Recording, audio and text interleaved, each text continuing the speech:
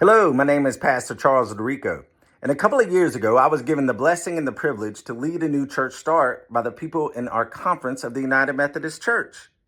And what has emerged thus far over these last 2 years through that church start is a movement, really, that has become known as Word on the Street. And what we have committed ourselves to doing these last couple of years through Word on the Street is we have committed to listening and loving for the Word of God, who is Jesus, as John's Gospel informs us. We have committed to listening and loving for Jesus on the streets of our community. And what has emerged from that is a network of dinner churches that are alongside persons who are living on the margins in our community. In fact, most of the persons who are a part of our dinner churches are experiencing homelessness. And one of the things that I have come to learn through all this listening and loving, one of the things that I've come to learn through doing church alongside all of my friends and neighbors that we are able to gather alongside, and all of my friends and neighbors who are living on the margins, is this: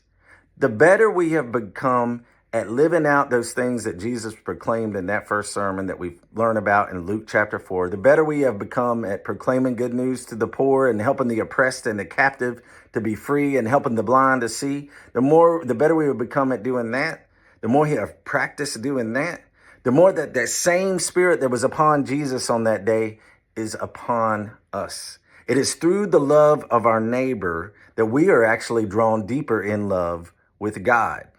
So what I would like to encourage you to do is to go out into the streets of your community, whatever street it is that you find yourself on,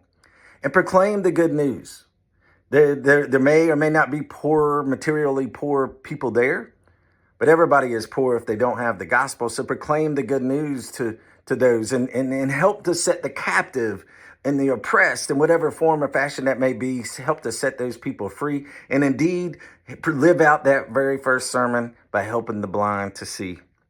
And the more you are able to do that, the more the Spirit of God will be upon you, and the better you will be at being the living, breathing body of Jesus here in the world, as we, as members of his church, have been called to be.